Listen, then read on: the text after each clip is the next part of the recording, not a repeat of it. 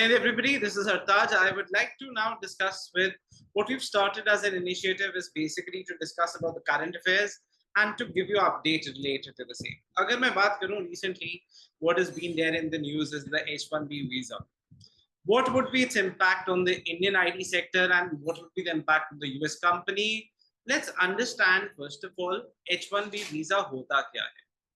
Well H1B visa US में it's more like a lottery system जहां पे आपकी स्टेम जॉब्स होती हैं. अब आप पूछोगे स्टेम जॉब्स क्या होती हैं? Science, technology, engineering and medical. Top jobs जो हैं उसको जनरली लोग अप्लाई करते हैं. उसमें से मेजॉरिटी जो लोग हैं वो इंडियंस हैं. According to the data 70% of the Indians are generally given the H1B visa. तो अब पहला तो हमें क्लियर हो जाना चाहिए व्हाट इज H1B वीजा, किसको मिलता है? टेम्परेरी वर्क के लिए. अब कौन स्पॉन्सर करता है? अगर कोई कंपनी चाहती है कि मेरे को रखना चाहे तो वो क्या करेंगे? मेरे को स्पॉन्सर करेंगे जहां पे 3+ इयर्स का वर्क परमिट आपको यूएस में काम करने के लिए मिलता है. रिन्यूअल 3 साल बाद होता है और मैक्सिमम टाइम पीरियड 6 साल है. उसके बाद फिर से रिन्यूअल करके आप रह सकते हो.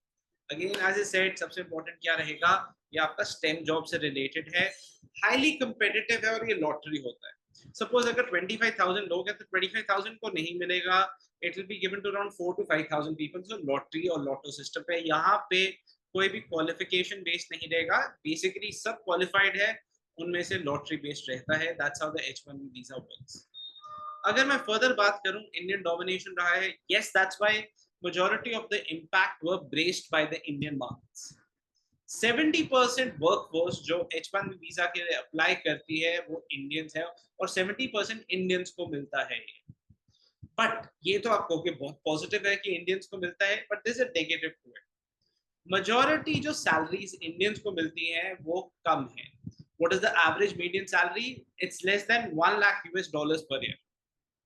With the recent Trump administration और वहां पे मिड टर्म इलेक्शंस आने वाले हैं, so the Republicans and Trump administration want that their core voter, which is the American voter, needs to vote for them.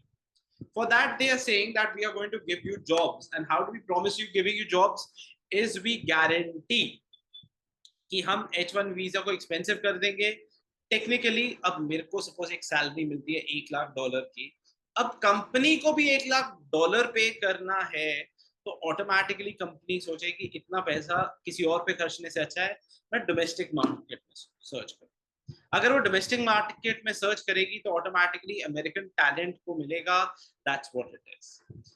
But now let's look at the other side of it. कौन सी companies है? Medium salary मैं already बता चुका हूँ.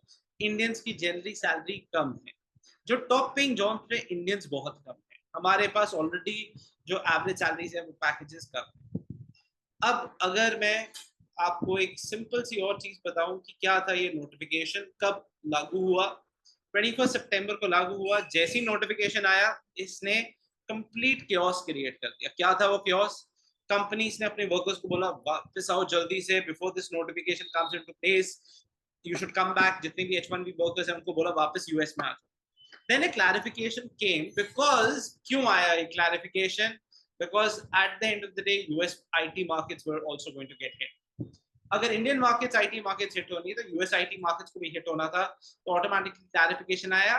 This is not for the old H1B visa workers, ये नए वालों के लिए है. कोई भी नया आदमी अगर वीजा पे आ रहा है या जिसको मिलेगा he has to pay this. So automatically some stabilization happened. तो जितने भी लोग केओस में थे और आप देख रहे होंगे कितने लोग एकदम से फ्लाइट्स बुक कर रहे थे वापस यूएस में जाने के लिए. This was the case. It is also true कि भाई अगर यूएस को बनाया है ना किसी ने तो ये H1B वर्कर्स ने ही बनाया. बिकॉज ये बेस्ट मोस्ट एजुकेटेड लोग हैं. ब्रेन ड्रेन है बेसिकली इंडिया का. मेजॉरिटी लोग बाहर जा रहे हैं इसके थ्रू. अब 3 सेट्स ऑफ रेवेन्यूज होते हैं. इंडियन आईटी कंपनीज अपने वर्कर्स को बाहर भेजते हैं H1B वीजा के through, where they get contracts from the other companies which are the US companies. Since Indian workers cannot now go outside या फिर उनको वीजा लेने में प्रॉब्लम होगी तो ऑटोमेटिकली इंडियन कंपनीज आईटी का जो ट्रेड है with the US IT companies it is going to have a big problem. Secondly, अब मैं यूएस की कंपनी हूँ, मैं सोचूंगा $1 लाख देने से अच्छा मैं किसी और को हायर करूँ. मे बी मैं या फिर कनेडियंस को हायर करूं जिनके साथ मेरा फ्री ट्रेड एग्रीमेंट है, जिनके लोग यहाँ पे आके काम कर सकते हैं without paying any taxes.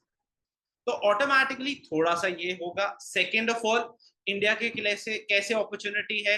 Second, remote work start हो जाएगा, जैसे हमारे में होता है वर्क फ्रॉम होम। कोविड में majority people work from home, so they can give you contracts where by the I mean the US giants can give contract to the Indian company saying that okay you do remote work, आप अपने वहां पे बैठ के centre में काम करो और आप हमें डिटेल्स दो। That can be a major impact related to this. Similarly ये तो इम्पैक्ट हुआ इंडियन कंपनीज के लिए। यूएस कंपनीज के लिए क्या इम्पैक्ट रहेगा? वेल, यूएस में silicon valley has already work because of Indians, a lot of Indians who occupied the top. So automatically जो brain drain हो रहा था वो कम होगा, and secondly the skilled workers that these US companies are looking for may not get the same. Secondly जो big tech companies है वो तो absorb कर सकती हैं शॉक, because कि भाई हाँ उनके पास इतना vast पोटेंशियल है, इतना वास्ट पैसा है, जिसकी वजह से उनके लिए ये थोड़ा सा और पे करके और टैलेंटेड वर्कर्स हायर करना इज पॉसिबल। जो यंग स्टार्टअप्स हैं या फिर जो कंपनी स्मॉलर है, उनके लिए फाइनेंशियली अनवाइबल हो जाएगा H1B वीजा के अंदर पे कर। सो ऑटोमेटिकली उनके लिए जो वर्कफोर्स है वो भी स्मार्ट नहीं रहेगी। This will lead to a bit of shortages and a bit of downfall in the IT sector in the coming days for you. So as I said, I hope मैंने आपको ये basic current affairs which are in news explain कर दिया properly, क्या impact रहेगा India के लिए, क्या impact रहेगा यूएस के लिए, और एक basic इंडियन के लिए क्या impact रहेगा। For more such informative videos आप हमारे चैनल जा सकते हैं और वहां पे सब्सक्राइब कर सकते हैं।